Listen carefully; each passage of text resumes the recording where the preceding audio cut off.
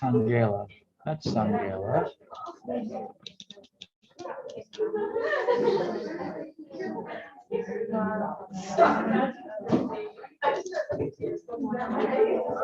Kwiatkowski? Kwiatkowski?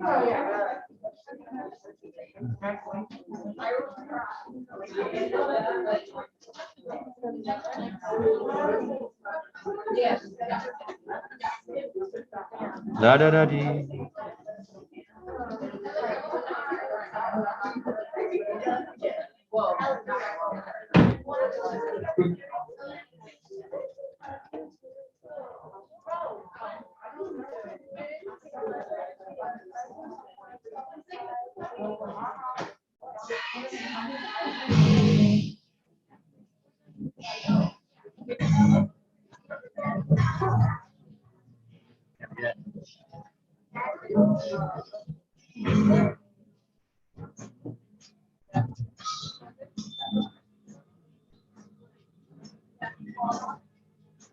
Collins?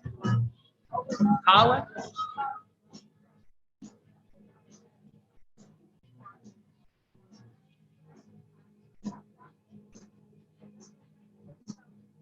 Peeler. Peeler.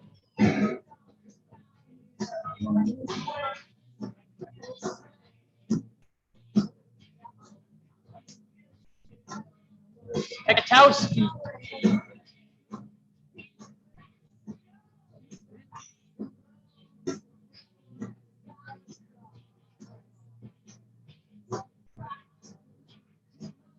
Riker. Riker. Oh, that's right. Riker. Okay.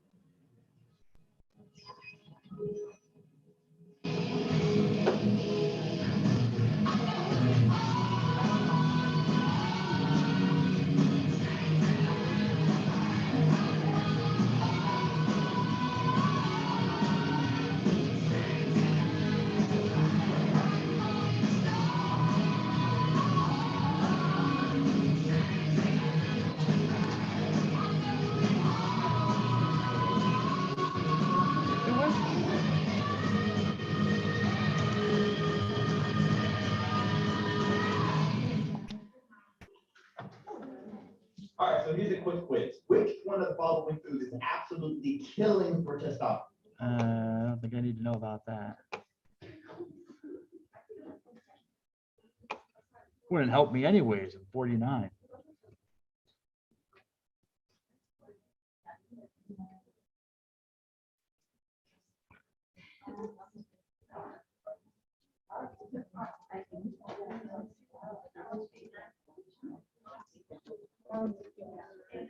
Okay, good to see you all.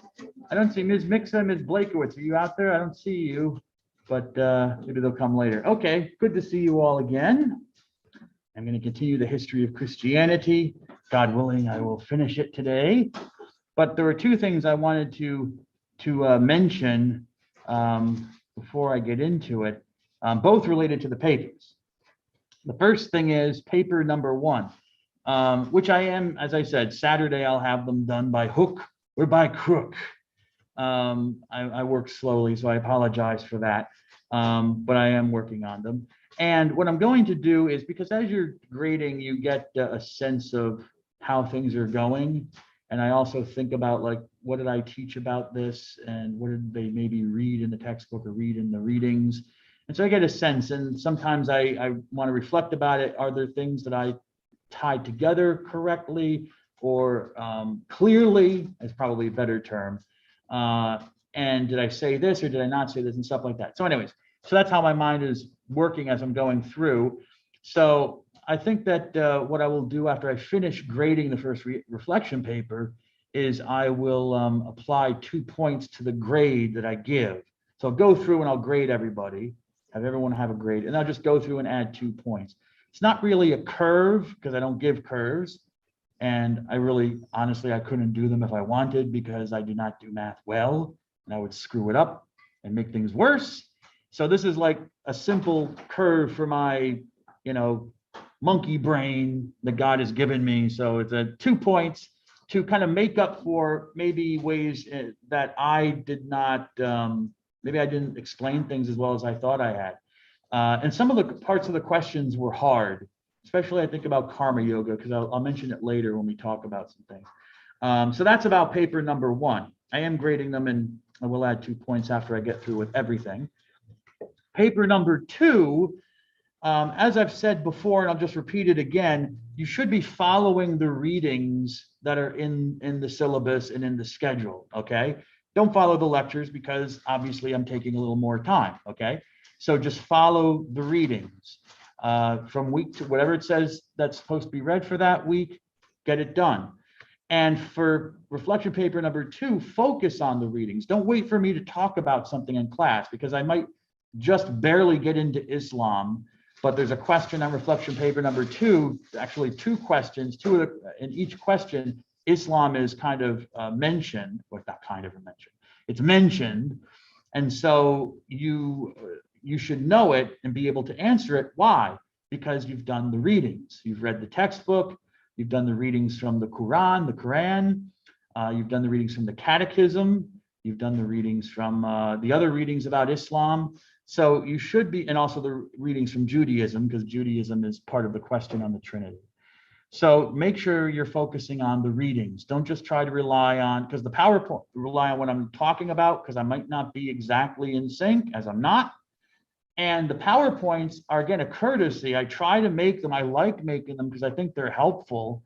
But you can't rely on me to keep, pumping them out. It's something I do for myself, and I will make available when I have them available, but don't rely on them, please. Okay, so I wanted to mention that. If there are any questions, then yeah, just see me after class and we can talk about it. All right, let's see here. Ms. Blakowitz is here. Ms. Mixa, are you here somewhere? That.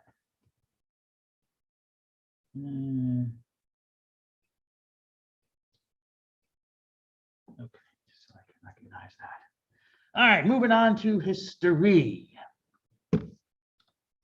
That was a song from Holy Soldier, a Christian rock band, heavy metal band, glam metal band for the 80s. I think next time I'll have to, or sometime in the future, I got to work in Master of the Metal, which is one of the first Christian metal songs I ever heard. It was given to me by a friend of mine in high school, who actually was an atheist, but he loved heavy metal. He was always asking me questions about like Ozzy Osbourne songs and Black Sabbath, because they all, Iron Maiden, because they had all these references to like the Book of Revelation and the devil. And He's like, tell me about what is this? And he goes, hey, did you know that there's Christian rock? He gives it to me. And me being some conservative, stuffy Catholic, I'm like, this is the devil's music. I don't care if Christians are singing it. They're singing about Jesus. But it's funny because I remembered it. And when I found the internet, it was one of the first things I bought. I looked for and I bought. I remember the song. I also bought Holy Sword too, but I gave it away and then I got it back. Okay, the modern period. Gave away my CD and I got it back. The modern period. I ended with 1054, the split between East and West. Okay. And are we still wearing masks in the classrooms? Do you know? Is it just the class? Everywhere else it's no, but here, yes, still. Okay. All right. So I'll wait until we go outside to breathe on. Because apparently the virus knows. Anyways, yeah, it's courteous. It's very courteous not to disturb it. Anyways, the modern period. After 1054, I'm just going to give you a brief summary, a brief recap of some things that occurred after 1054 and up until this time, the modern period. The modern period begins roughly around the 1500s. So what's going on in about the 500 years in between the Great Schism and the modern period?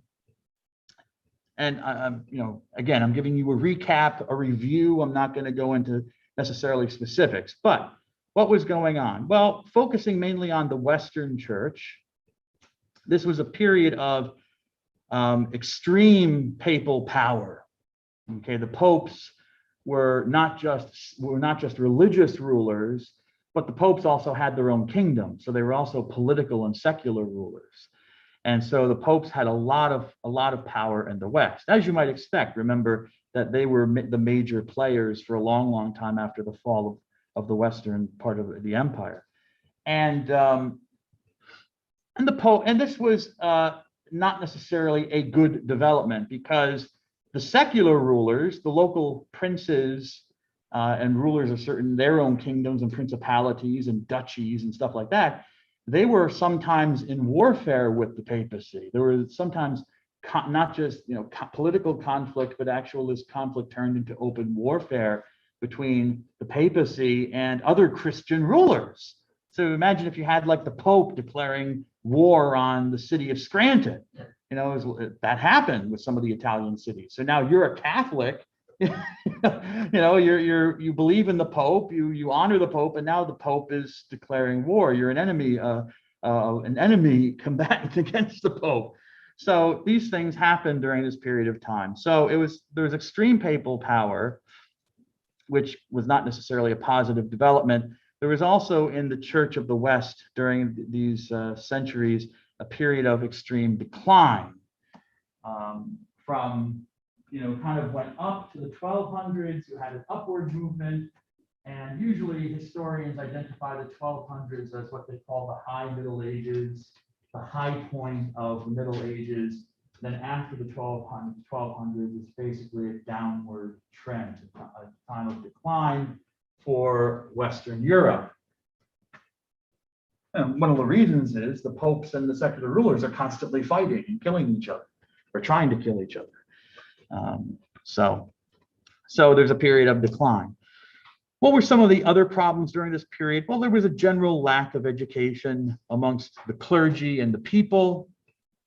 People couldn't read and write, and this sometimes, perhaps many times, included the clergy.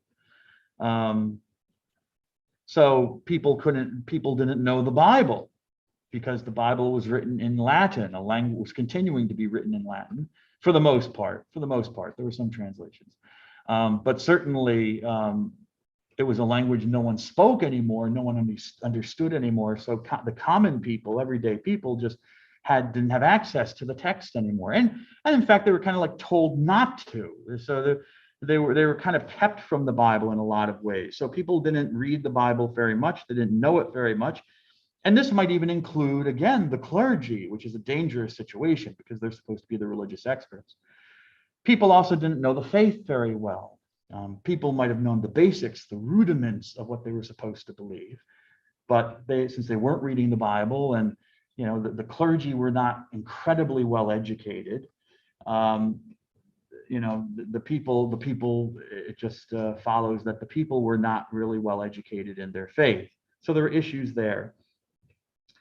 There were issues with the church leaders, some of which I've already mentioned in the case of the popes, but the popes were not necessarily outliers. They were not necessarily exceptions. There were a lot of bishops in Western Europe who were also political leaders. The bishop might not also be the head of the diocese, the spiritual leader, but he might also be the actual prince of the area, the ruler of the area. So he has two roles. He's both the secular authority and the religious authority. And a lot of times it seemed the church leaders were more politicians and political rulers than spiritual fathers to their people. This didn't seem to care. As long as the people paid their taxes to them, which were heavy and many, made them rich, they just didn't care. As I mentioned, the popes were in almost constant conflict with other secular rulers, and the bishops sometimes as well. So there were problems, and there was a decline, started to be a decline.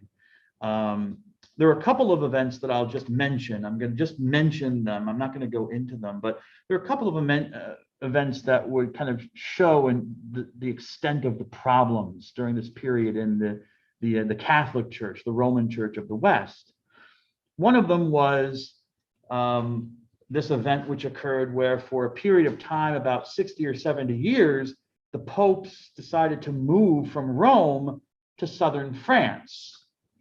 So the popes were actually the bishops of Rome, the bishops of Rome, if you can wrap your head around this, were actually living and governing the church from southern France, which was confusing to people, made no sense, was scandalous, was something that, really shocked people. But the popes did that. The reasons they did that, I'm not going to get into. So that was one event that caused scandal and confusion during this time. But after that, once the popes moved back from France to Italy, back to Rome, they finally were able to force the pope to go back to Rome where he belonged. Not shortly after that, there was a schism in the West, where you had three men, not just two, but three separate men claiming to be the rightful pope, the Pope of Rome. One of them was the Pope of Rome, the guy living in Rome. There was another guy, they went back to France and they elected another guy. So there was a guy in the southern France where the popes had been. And then there was a guy in Spain. So how he ended up in Spain is another story, but anyway, so you had three guys. You had the Roman Pope, the French Pope, and the Spanish Pope, although I don't know if he was actually Spanish, but that's where he was, so he was considered Spanish. And so, of course, the Spanish went with, Spanish Catholics accepted the Spanish Pope, French Catholics went with the French Pope, and Italians went with the Roman Pope. And that left like the Germans, the other nations like the Germans, the English, Irish, Swedes, all Catholics, Poles now have to decide which pope they're going to align themselves with. So again, confusion and scandal. People are confused. They are discontented. They are disenchanted. And some of them are angry at this situation, these situations that have developed in the Catholic Church. So reform is needed. People know this. The bishops know this. And in fact, during this period of time, from roughly the 1000s until the 500s, there are a series of church councils, ecumenical councils, mind you, universal councils, called by the popes and the bishops that are supposed to address the need for reform. The problem is that the bishops are the ones that are really the problem, so it's kind of like having the fox guard the chicken coop. The foxes all go to a council and decide that, we kind of like having the chickens under our control. So they go to the bishops go to these councils, these reform councils, quote unquote reform councils. They say the right things, they mouth the right words, just like a politician, but they have no intention of following through on them. And they go back to their dioceses where they are, and things continue as usual. Nothing changes. So the seeds of revolt are there. The anger is there. The people know needs to be a change, and that the church leaders are not going to do it. Now, before I get into the modern period per se, there is another event, an important event that needs to be mentioned, which is the discovery of the Americas in 1492. You have an Italian Catholic explorer, Christopher Columbus, who is on an exploratory mission for the King and the Queen of Spain. And he's looking for a passage to Asia. He wants to go around the earth. Instead of, people would usually go down the coastline of Africa, follow Africa, then up to the Middle East and across India. It's just too far. There was, otherwise you had to go across land, which is even worse. Okay. But by boat, it was a very long trip. So maybe if we go around the earth, we'll hit Asia and it's a more direct route. Notice I said around the earth. They knew the earth was a globe. Okay. They didn't think the earth was flat. They were just scared by going into the unknown. No one had done that, going across the Atlantic. They didn't know what they were going to find, okay? But they knew it was a globe and we're just going to go around. But what they didn't know was that there were these two huge continents in the way. And so Columbus bumps into these continents where he finds people. There are millions upon millions of these people. And these people are, of course, not Christian, but they're nothing that he's ever encountered. They're not Muslim, they're not Muslims, they're not Jews, they're not Hindus. They're nothing that as a European he would have maybe encountered before. So it's completely new.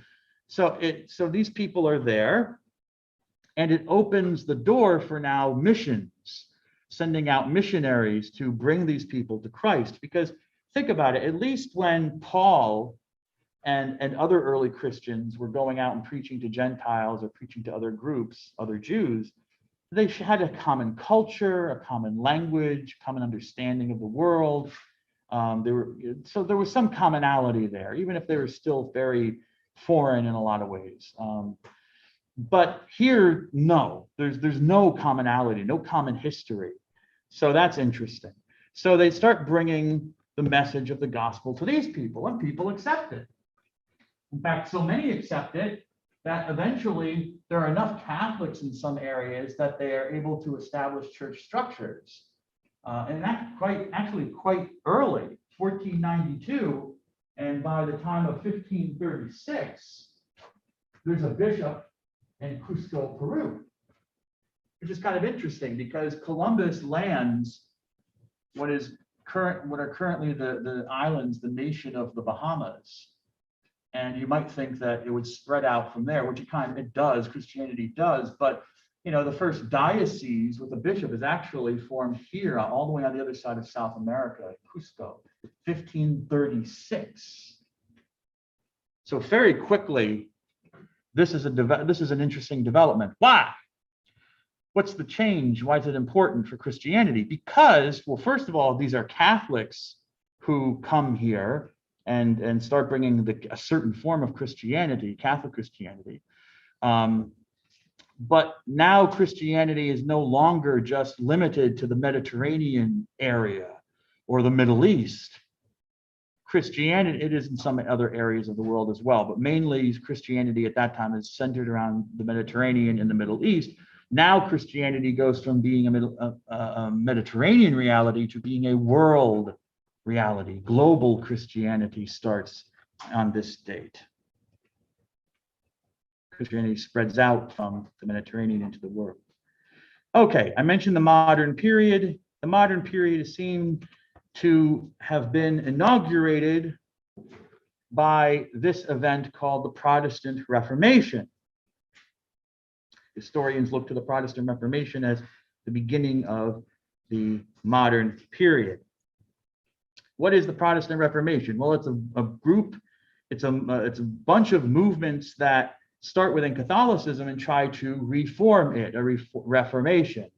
Protestant comes from the Latin protestor. And I thought it was, what's her name? But I don't remember. Oh, Ms. Sivak, but not Ms. Sivak, Ms. Well, I forget your name, Miss, unfortunately. The masks are still killing me. It's hard. All I see is hair and eyes. Oh, well. The Latin word protestor means to declare something publicly or to bear witness, like being a witness at a trial, testifying at a trial, to protestor, or protestor, I should say, in Latin. So these people of the Reformation, these groups that get the Reformation started, are testifying, they're bearing witness to the beliefs that they have about how the Catholic Church should be reformed in its structure and in its teachings. And it is a group of movements. I mean, roughly, we say the 1500s, but you can look to the centuries before the 1500s and see the beginnings of the Protestant Reformation already. The dry wood is there. The need for reform is there. All you're waiting for is the match to be lit and to set the dry wood of reform on fire. Where does Protestantism begin? It begins in Western Europe. It's a Western European phenomenon. And it's a series of movements within the Catholic Church that eventually moves against the authority and power of the Roman Catholic Church, especially the papacy. And different groups had different reasons for their criticism or what they thought needed reforming in the church or in the papacy. The person who is identified as the prime motivator of the Protestant Reformation is this gentleman, Martin Luther.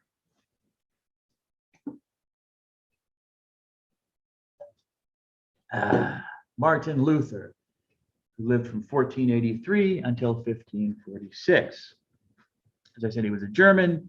He was a priest, as you can kind of tell from this picture of him because of the hairstyle. Priests in the Middle Ages would have the crown of their heads shaved to show, with a little bit of hair, to show that they were clerics. They were members of the clergy. And in fact, this custom continued until like the 1950s. It was still in church law up until the 1950s. The Catholic priests had to have like the crown of their head shaved about the size of a silver dollar. What's the matter? I was asking, what did you say he was again? A priest, a German, and a priest, and other things, but I haven't gotten to that yet. So I'm talking about I'm feeling my bald head. I don't know what I would have done as a priest because I really don't have anything. And the hair that is here is like wispy baby hair. It's nothing. But yeah, they had to have even up until the 1950s, you know. You're supposed, so if you're out at the beach and you saw a guy and he had the little dollar sign on the top of his head, you know, oh, that's a priest. And sometimes I kind of wonder, like customs like that, maybe they should have continued them. Because if you could identify a priest in public, maybe they wouldn't get into so much trouble. You know, it's like a reminder, you know, people know. It's like I wonder what the priest does when he's driving his car with like his collar on and he cuts somebody off. Does he think like, oh no, I hope they didn't see? Anyways.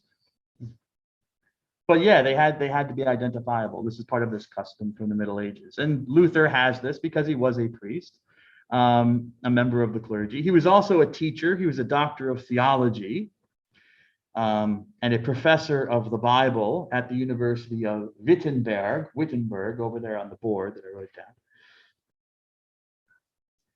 And Luther was, just to give you some of his backstory, he was always troubled about his own salvation. He always felt personally guilty. So he was always worried about the guilt of his sins and whether God loved him or not. He was very much worried about whether he would go to heaven, if he was doing enough to convince God to let him into heaven. So this was a constant worry for him, almost to the point of being a neurosis, like he was neurotic with this. Well, you might say he really was neurotic. And he tried to do many things, works. He went through the process that the church told him of performing spiritual works, actions, which he thought would gain him God's love. You know, going to mass, receiving the sacraments, praying his prayers, you know, all sorts of stuff, going on a pilgrimage, which he did. He traveled down to Rome hoping that he would gain graces, gain blessings from God for that. So that would again remove his sins and make God love him and want him to be in heaven. That actually was a big mistake for Luther. Rome was not the place to go, especially during this period in the history of the church. because it was not a very spiritual city. Let's put it that way. It was the city of the popes, but it was not a very spiritual city. I'll just put it at that. So when Luther got there, he was scandalized by the situation, that he had a view of how it would be from afar, like, oh, it's, Rome, where the popes are, the center of Christianity. And he gets there and finds out that it's a cesspool, it's a sewer. I'm speaking metaphorically here. Morally, it was not a good place to be. And they kept asking, everything was a request for money to go into the churches, or if you wanted to perform spiritual activities there. It was a money-making business. The pilgrims that came in were seen as cash cows for the people living there. So he's very scandalized by it and shocked. And it actually was a turning point for him, because it turned him more against the church and more towards seeing that the church had to change in some way. What was going on was wrong. While he's studying and lecturing on Paul's writings as a teacher, he came to a belief based on his reading of Paul. Remember, Paul was big on faith. Think about who Paul was and what he preached. He was preaching to Jews, but he started preaching to Gentiles. And what was his message? His message was, it's not important that you be circumcised and become a Jew in order to believe in Jesus Christ. It's only essential that you have faith in Jesus Christ. Okay, that was the essence of Paul's message to the Gentiles, and it caused some controversy. It was considered a novelty amongst the other apostles. Of course, Jesus was a Jew and practiced Judaism, so it didn't seem logical to some people. Nevertheless, I talked about that before. So Paul, of course, is big on the faith in his writings. That's because that's mainly what he was focusing on, his argument. And so what Luther, when he reads Paul's writings, comes away with that idea of faith. And for him, it's a kind of liberation. It's a moment of liberation where he realizes, yes, faith, it's not works. It's not, for Paul, it's not the work of circumcision that justifies you before God and makes you a Christian. It's your faith in Jesus Christ. And Luther kind of, springs off of that idea with his idea that, yes, it's not the works of religion that will make me righteous and save me. It's simply my trusting faith in God that will save me. So for Luther, he could determine that all you had to do was trust God and that no religious works were necessary. You are saved by your faith alone. Sola fide, which means is Latin and means in English by faith alone. How are you saved by faith alone? You're not saved by any works that you can do, simply by trusting in God. And even your trust in God is not your own work. It's God's grace. And here we get to the second thing, which is sola gratia, by grace alone. By God's help, by God's blessing are you brought to faith. You don't even earn that. You don't work faith yourself. It comes from God.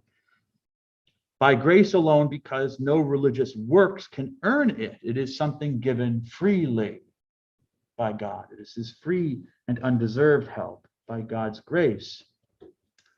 So if I have faith, it's not even my action. It's something that God chooses to move me towards, and I accept that and I trust God. And so God sees that as saving. And so God saves me and declares me righteous. That's his idea, I guess. But it is only a mere declaration. You have to understand how Luther views the human person.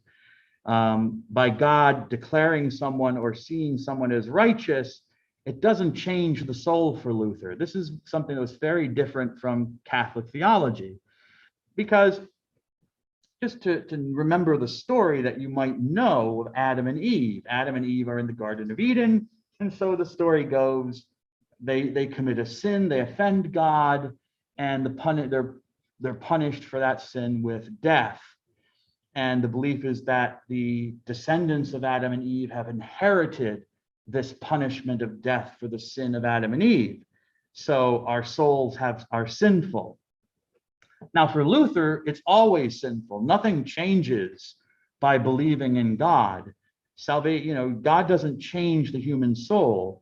For Luther, to declare someone justified or righteous in the sight of God was simply that. It was a declaration, like a court declaration. Like in court, they don't say guilty or innocent. They say guilty or not guilty. And they specifically say not guilty because it doesn't mean that you're innocent. You might have done it. They just couldn't prove it. So, but you're not guilty. It doesn't change your status. You might still be guilty of it. You might still not be innocent. You might have done it, but you got away with it.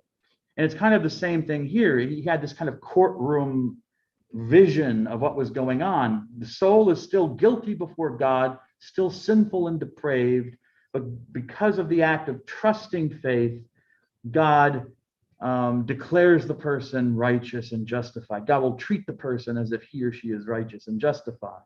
It's a declaration. It doesn't remove anything. So the soul is still sinful and depraved. And if your soul remains unchanged, the human soul remains unchanged and is sinful, there's really nothing you can do yourself to make it righteous in God's eyes. It has to be completely the action of God, who kind of sees Christ in you. Okay? Sometimes you might hear some Christians talk about being covered in the blood of Jesus. And that's the image. You're covered in the blood. The blood of Jesus is kind of a metaphor. God sees the saving blood of Jesus on the cross, by which Jesus saved the world by shedding his blood, as kind of covering over the soul and hiding the sinful, depraved soul. God just sees the blood of his son Jesus and loves that. And that makes that and declares you, yes, that's righteous. That's fine. That's holy. But the soul doesn't change. So men are sinners. The human soul is sinful and depraved. So there's none of the works that you can do can change the soul, and therefore it follows that you can't really earn anything from God, because nothing you do is really holy or good. And since men are sinners, for Luther, they really couldn't be legitimate spiritual authorities. I mean, how could they? How could men and women be legitimate spiritual authorities when spiritually they were in a depraved, sinful state, cut off from God, even if declared righteous by God? So how do we know what to do and believe? Certainly we can't trust the popes or the bishops because they're men. We can't trust the Christians who came before because they're men and women, even if they were saints, supposed to be saints.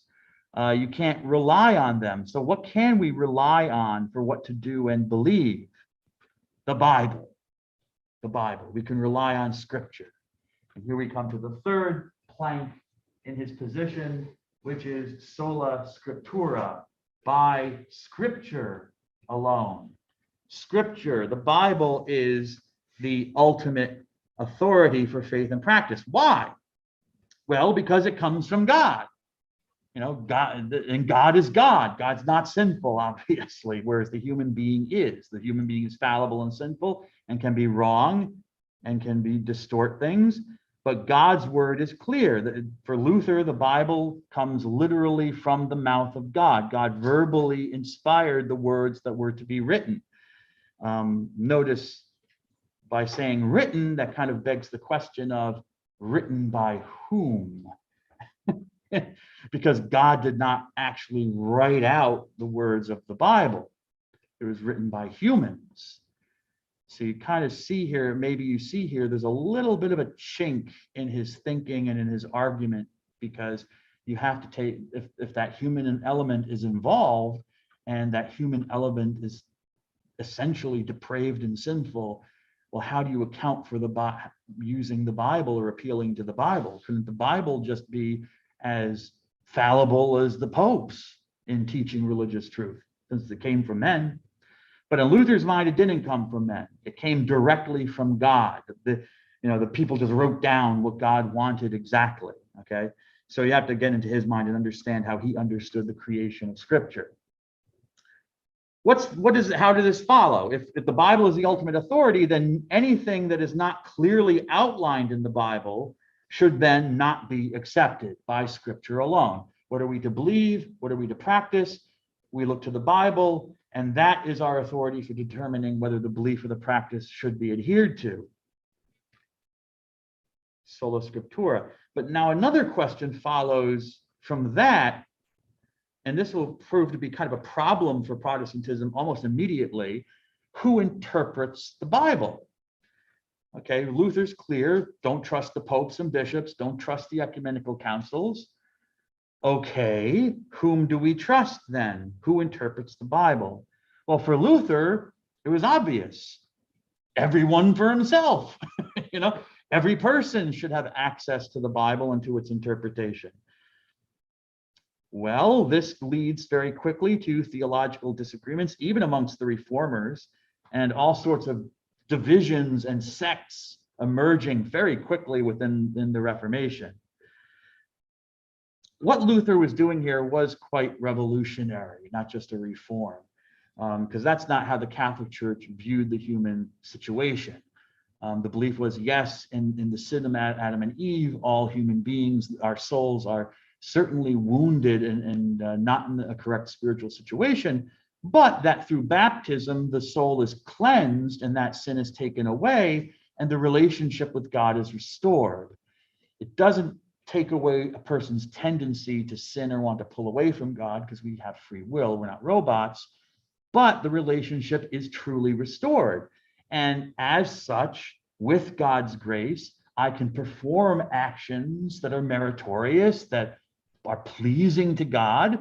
And so God doesn't just declare me, say, a righteous man, but it's true. I truly am a righteous man because I'm acting according to what God wants and what God has given me the grace to do. Very different from what Luther was coming, the conclusion Luther was coming to. It's almost, and really kind of is, a different form of Christianity. But Luther didn't see it that way. Luther was a Catholic. He was not seeking to form another church or anything like that. What he thought was that he was right and that he was actually bringing the Catholic Church back to what the early church really believed.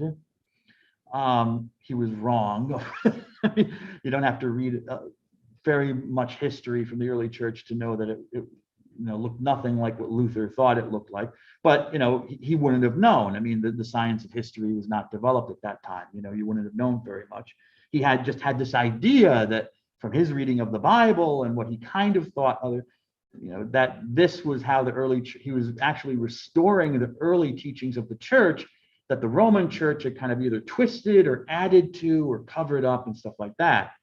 So he wasn't trying to create something new. He was actually trying, in his mind, reform it and bring it back to where its true self, which is the irony. Okay. Well, what happens to Luther? Luther starts to propound his ideas. And before I get to this, I know you're looking at Pope Leo X in 1520. Okay, but just a quick bit of background of what happens here, because this does actually apply to reflection paper number 1. What kind of got Luther out? Luther had these ideas in his head. But what starts him to publicly proclaim them, protestor, and to try to defend them publicly and say, the church has to reform in this way and believe these things, which I've found out, is this practice of indulgences. So I'm not going to go into the whole theology of it. I will in a little way, I guess, but I have to. But it's as with everything with history, there's a big story going on here that I'm not going to talk about. But anyways, what is an indulgence? Well, in the Catholic understanding of sin, in the Catholic understanding of sin, if you commit a sin, can your sins be forgiven through the church? Yes. Jesus gave the church a process called confession. It's also called reconciliation, where a person, through the ministry of a priest, a Christian confesses the sins, outlines the sins that he or she has committed, and the priest gives absolution for the sin. So the sin is taken away. It's off the books. It's remembered no more by God. However, sin has consequences, because when I commit a sin, I'm a physical being, I'm a material being, a sin is committed within the context of the material world. So if I steal something from someone, they don't have it anymore. You know, it's like, if I kill somebody, if I murder someone, can I go to confession and through God's grace be forgiven? And like the sin is not counted against me anymore? Yeah. But the person's still in the grave. You know, the person's not alive. Okay. So there are physical, material, real consequences in the real world. Why do I relate this to reflection paper number 1? Because I was thinking about the karma yoga, and that was a hard example. I mean, it was legit because it's part of the tree marga, you have to address it. But I was thinking like, man, I'm thinking about this. How would I answer that? And I don't know if you would know about indulgences, but I do. And I think that would be a good example because in how the Catholic Church looks at, and also the Eastern Orthodox churches, which share the same faith, would look at sin and the confession, because it's kind of like karma is consequence. An action can have a bad consequence attached to it that follows it. And that's kind of what's going on with indulgences. Yes, you can go to confession and say, Father, I murdered someone, I'm sorry for it. But, and okay, the priest says, good, you seem sorry, I absolve you in the name of Christ. But there's a consequence that follows on that action. You know, you just don't walk out and you don't suffer the consequence, which might be you have to go to jail, okay, for what you did to somebody, or if you stole something that you have to try to restore it.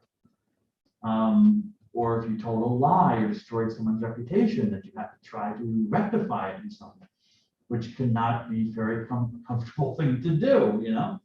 There's consequence, bad karma, it's coming.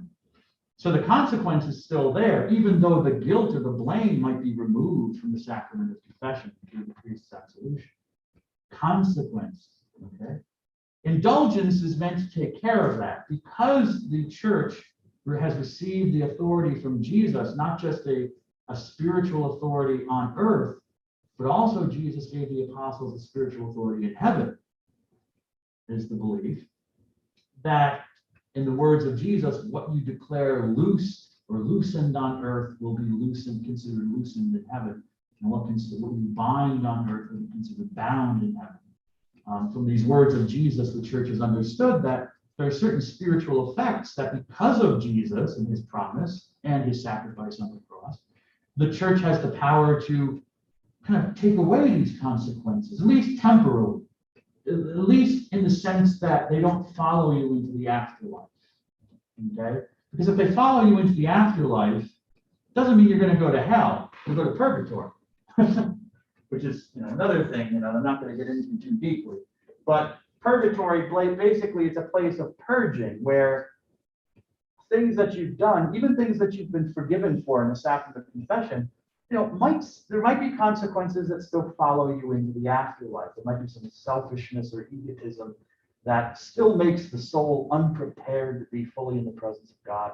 And so there's a purging that goes on to bring the person more fully into heaven. It's not hell, you're going to heaven. It's just like, it's kind of like you need to be able to breathe the air of heaven, and you can't yet. So you have to be prepared for it. Indulgences can take away that kind of consequence. And that's where it could have been, if I were writing that, it's something I thought that could have been applied as a similarity to how karma yoga is, that by getting an indulgence, by gaining these indulgences from the church, by doing certain spiritual actions that the church approves of, the church says, okay, you get an indulgence, a fuller indulgence or a partial indulgence or something. There are rules for it, but I'm not going to get into it. But anyway, that could be a tie into that. So what happens is this dude, Pope Leo X, surrounded on both sides by his two cousins, his relatives, whom he made cardinals in the church. It's nice to have the Pope as your cousin. He can give you a job, so you can get money. Anyway, so it gives you a sense of kind of like what was going on. It was considered the normal state of affairs back then. No one thought that it was a problem. Anyways, this guy, Leo X, actually started the sale of indulgences, selling things, not even doing things anymore. I mentioned there were actions involved, but with Leo, it's just like, no. throw some money into the pot and, I'll write out a piece of paper that says you did it and now, it applies an indulgence to you. So once you die, you go straight to heaven. There'll be no consequences because you gave us $50, Well, this outrages Luther. I mean, because God's grace is free. It's unearned. You don't buy God's grace. So this sends Luther off the deep end. He's like, I got to say something. And he does. And that's when he starts promoting his ideas. What made it worse was that Leo was selling these indulgences to, not for any like benevolent or altruistic reason. The dude needed money. It was a moneymaker. He needed money. He wanted to rebuild and refurbish St. Peter's Basilica in Rome. And he had no money, he didn't have enough money, so he needed something to generate income. So he did. He sent out people all throughout Europe to sell these indulgences and get money for it. You can still see the effects of this. It's fascinating. If you've ever been in a youth group or your church ever took a trip to Rome, you can see, go to St. Peter's Basilica. The whole front facade was built by this guy with the money from indulgences. So you can see there in literal stone form the beginning of the Reformation and what started the Reformation, because it so outraged Luther that he started speaking out about this. Well, what happens to Luther is that he gets excommunicated. 1520, Pope Leo X simply casts him out of the church. Ex means out of, communicate, community, out of the community. So he just excommunicates Luther. And that job is done. Luther can go into the footnotes of history. Wrong. Because remember the situation. The popes had been confronting back and forth with the Western rulers for a long, long time. And there were a lot of them that didn't like the popes because of it. And so they saw Luther as a chance to kind of stick it into the eye of the Pope. So what do? Luther doesn't go away. In fact, he's protected. He receives the protection of a number of German princes against the Pope's edict of excommunication. So his ruling or his judgment of excommunication actually has little effect on Luther. I should say little effect. I mean, Luther had to kind of run around a bit, but Luther did have the support of German princes, at least politically, maybe not religiously. Some of them may not have agreed with Luther's views, but Luther now was kind of a symbol of their opposition to a papacy that they thought was out of control and needed to be taken down a few pegs. And so he doesn't go away. And it spins out of the papacy's control. There were some attempts at reconciliation. So, for example, we have this document, the Augsburg Confession, which you should read from sometime. It's one of the readings for Christianity, just a selection from it. And one of the things you might notice from that document is that it's trying to show the Holy Roman Emperor. Let me get my map here. It's on the wrong. There it is. This region of Europe was actually kind of unified under an emperor, but even though each little place had its own princes and whatnot, but they were all subservient. They all owed their allegiance to this man who is called the Holy Roman Emperor, kind of like the Roman Empire, but really not. Anyway, so the Augsburg Confession was meant to be a statement of Luther's views, trying to convince the Holy Roman Emperor that, you know what, I'm really a Catholic at heart. I am a Catholic, so don't persecute me. Even though as you're reading the document and you compare it, like what you read in the Catechism of the Catholic Church or something, I think you'll see that there were certainly fundamental differences in what Luther believed, what the Catholic Church believed. Luther was followed in his views, or at least in his call for reform, by other people. One of the most notable other people I've been mentioned, but I'm not going to get into much, is a man named John Calvin. If I remember, was French. I think it was a French background. About 70% sure of that. And John Calvin took Luther's ideas and kind of developed them in his own way, in some ways very different from Luther, related to Luther, but different. And it's one of the, again, I love history because history's full of ironies and kind of weird turns and twists. And it's funny that Luther started the Protestant Reformation, but Lutheranism, the Lutheran Church, is not the biggest Protestant form of Protestantism in the world. It's the forms that developed out of the ideas of this guy, John Calvin.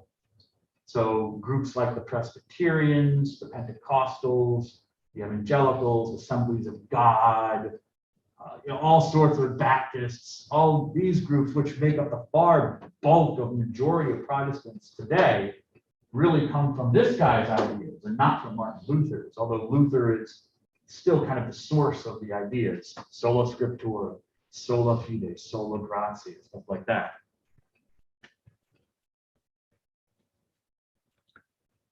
So while there are other people, other reformers that come about from Luther's efforts, and they didn't agree on everything. In fact, they didn't agree on some things very, very clearly.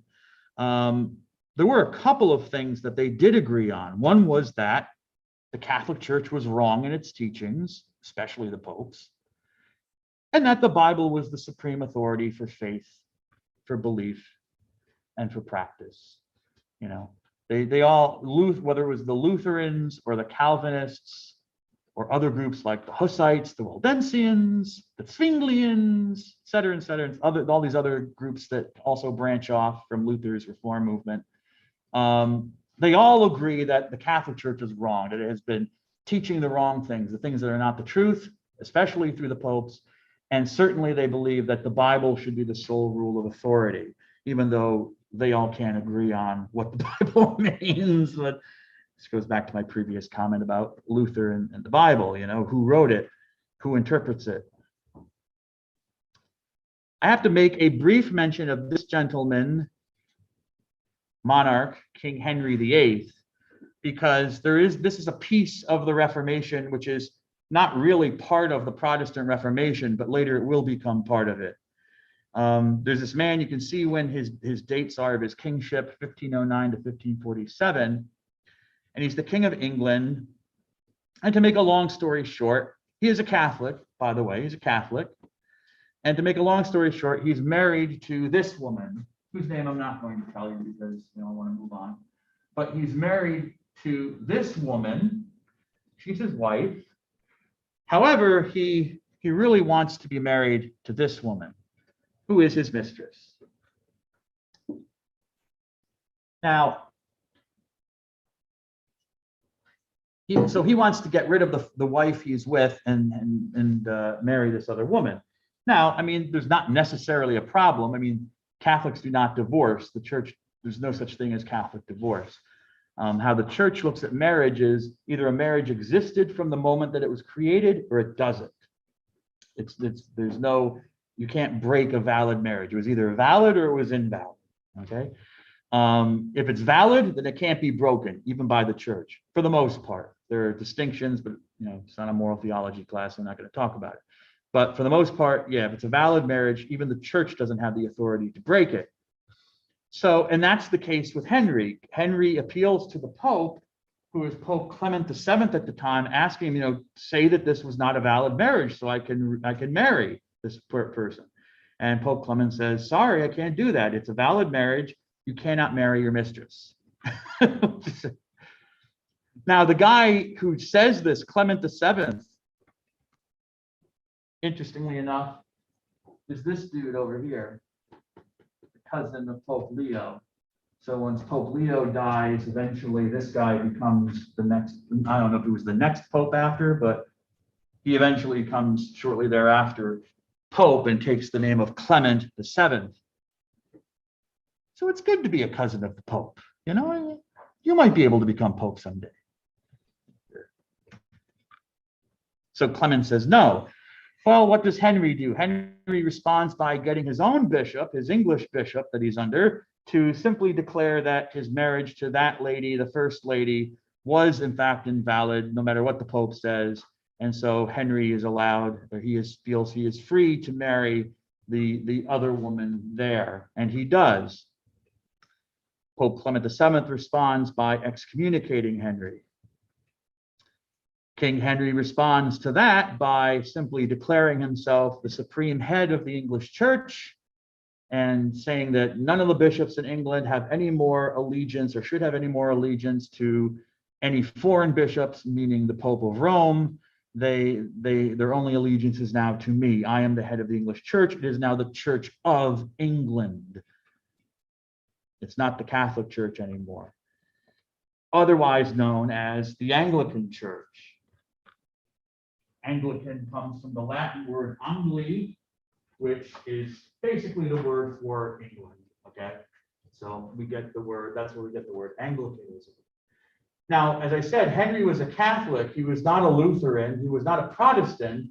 And he was Catholic until his death. But after Henry dies, it doesn't take long for the Anglican Church or the Church of England to kind of drift towards the Protestant form of Christianity and eventually align itself with the Protestant reformers.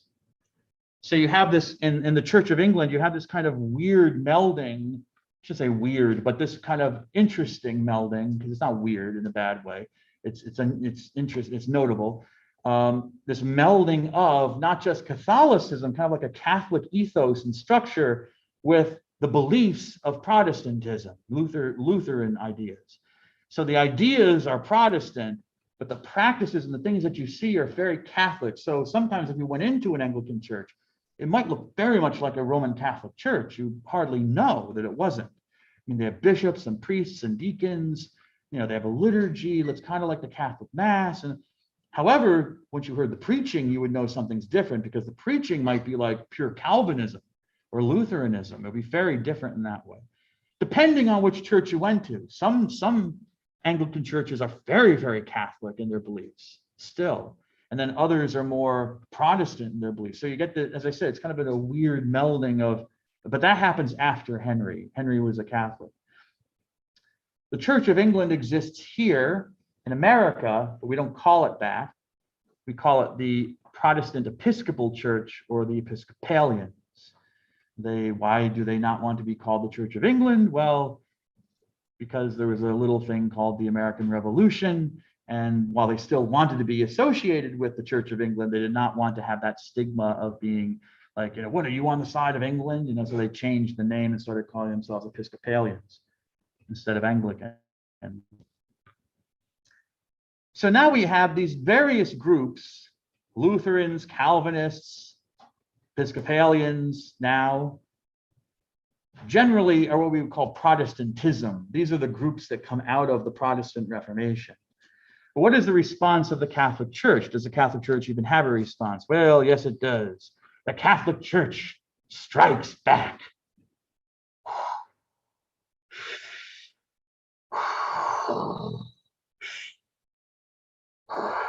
Luke, I am your father.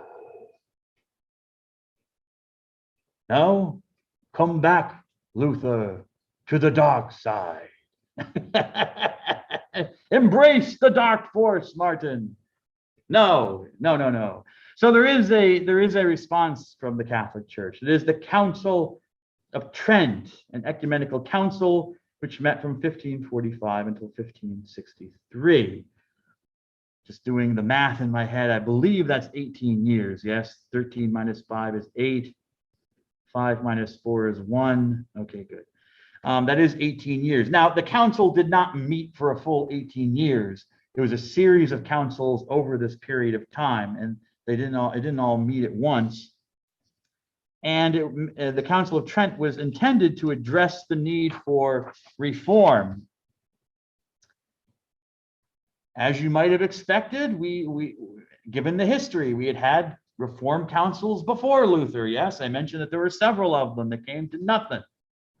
And the popes and the bishops didn't want to convoke this one either, even with all the spiritual destruction and chaos that was brought about by the Protestant Reformation, at least for the Catholic Church, from the Catholic viewpoint. Nope, popes and bishops did not want to call it.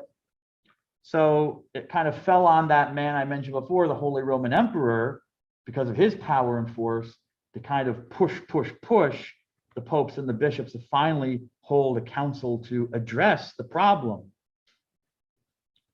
And so what happens at the Council of Trent? Over these several or many years at the Council of Trent, the Catholic Church answers the Protestant arguments point by point. And the statements that come out of the Council of Trent represent the most complete form of statement about Catholic teaching that had been developed since then. Well, because they really had to, because Luther and the Protestants had challenged Catholic belief on just every point, from the essential fundamentals to other things. So, at the Council of Trent, they have to start out by talking about what is authority in the church. What is the place of the Bible in the church? How is one saved? What are the sacraments and why are they important? Like, what is baptism, the Mass, the Eucharist? What is that? What's going on? And then they also have to address some other, say, maybe minor questions that were coming up with the Protestants, like praying to saints, indulgences, and so they do. I just want to show you here on the map, I'm talking about Trent is up here in northern Italy, Trent. And it's a kind of a border city. It's on the border of the Papal States, which is like the kingdom where the Pope governed, and this other area, Venice, and might say the Catholic areas, and then where you get into the areas of the German princes and where Protestantism would pop up. And so they thought Trent was a good compromise city. Okay, it wasn't too near anybody. It wasn't near the Pope and it wasn't near the Protestants. So it's kind of a compromise place for the council. And what else do I want to tell you about that? There's something else I want to say. Well, whatever. Maybe I'll remember it. Anyway, nevertheless, even though the Council of Trent answered the Protestant challenge, but the split was confirmed. Protestants were not going to return to the Catholic Church. So the split between Protestant and Catholic was sealed. What follows upon the Council of Trent is this, which I've already shown you on this map. I'll explain a little bit more. You can see Europe becomes a mess after that. It goes from being for the most part, completely Catholic in Western Europe, or at least under the control of the Catholic Church. Who knows what was going on the ground in people's minds.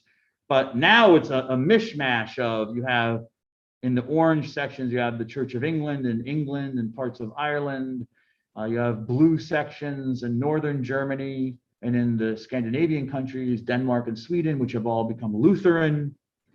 You have other little groups here in Switzerland and other places that are Calvinist, following John Calvin, and also parts of France, and other groups as well that are just there.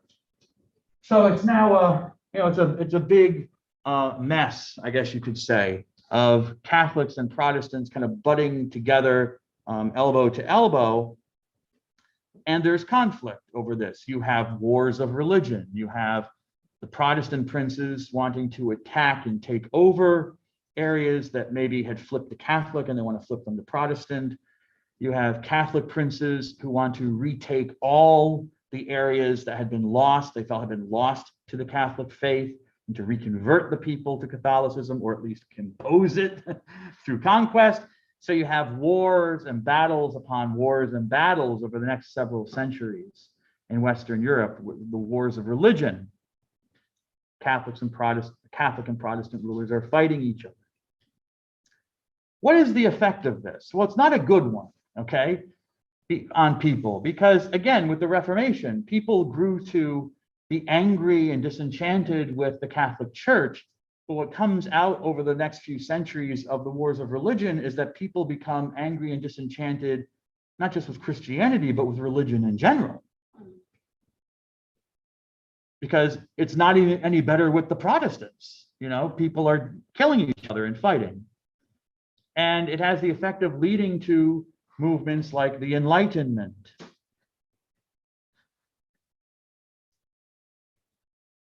What is the Enlightenment? The Enlightenment is a period of light. People start to see the light. They come out of this darkness, mainly associated with religious belief. There are people who are angry. They're sick and tired of this stuff. And much like with Luther, all they need is, the dry wood is there. They need a match to light it. And the match is that some people in Europe start to propose ideas for what authorities people should look to that do no longer include something like religion. The Enlightenment is an intellectual and a philosophical movement in Western Europe. And what they said was we should not rely on tradition or human custom or appeals to religion or God for our authority on anything. What we should do is appeal to human experience, your direct human experience of something, and reason, your mind, your intellect, thinking for yourself. So these are the two kind of things that are major thoughts for the people of the Enlightenment. You should rely on your experience, what your senses, what you can see, what you can do. If you put two chemicals together and there's a reaction, you experience that and you can describe it. Okay, and then you want to describe it. You want to figure out why it happened. So you use your reason. You don't appeal to an angel or a god or some kind of spiritual reality that caused the chemical to do what it did. No.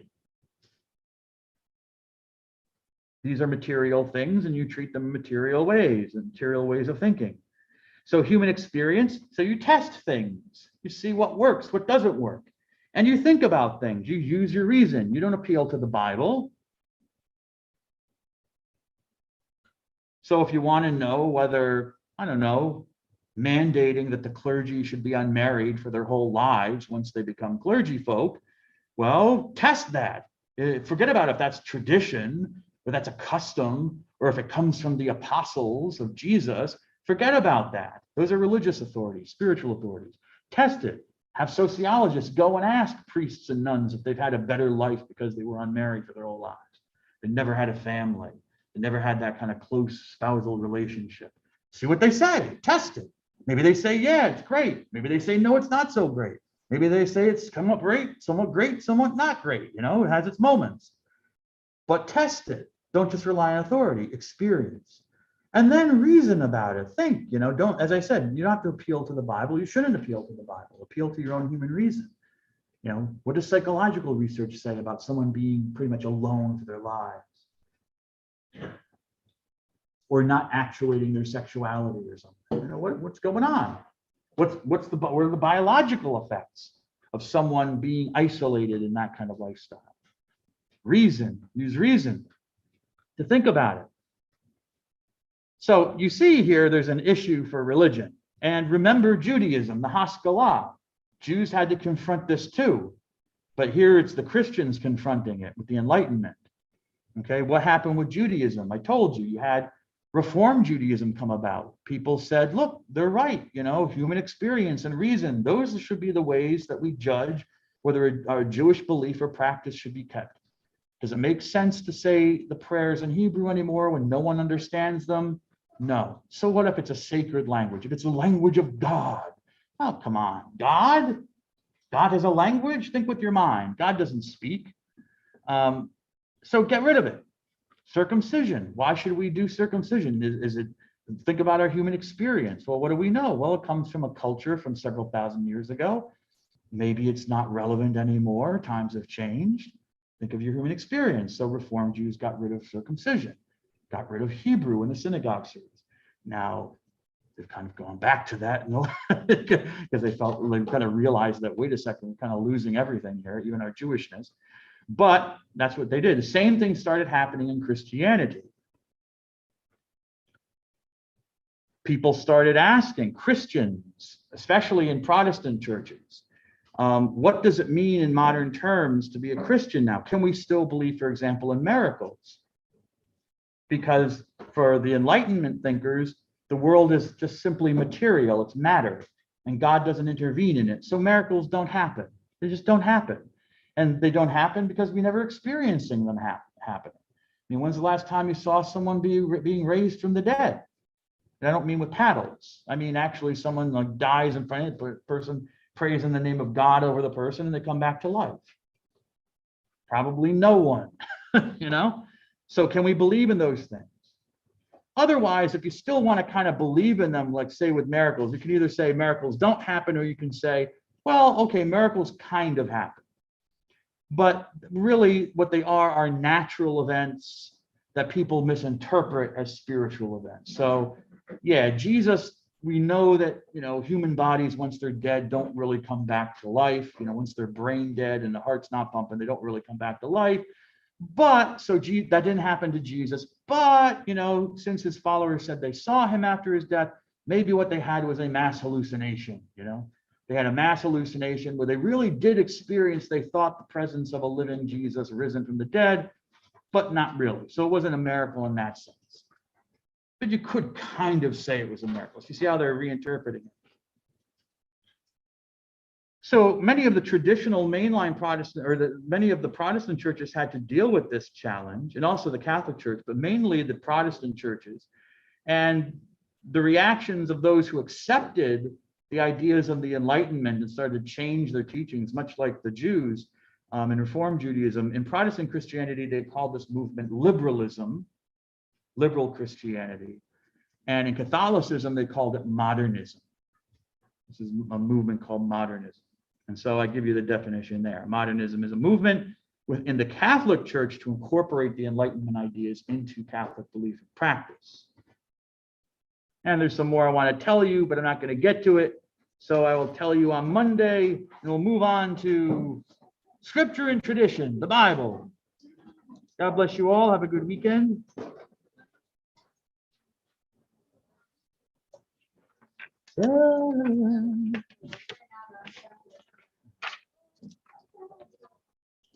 Excuse me. Oh, Miss Muhammad Kony. Oh, I lost.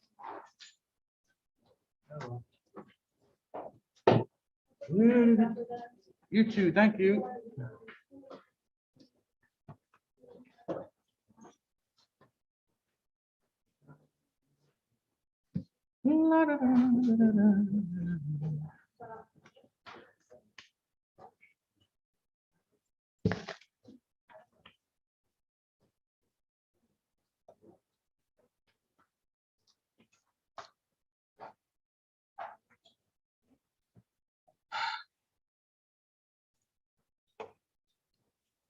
I don't know why I don't finish things with this class. I thought I was like speeding along, and then I don't finish. I don't get it.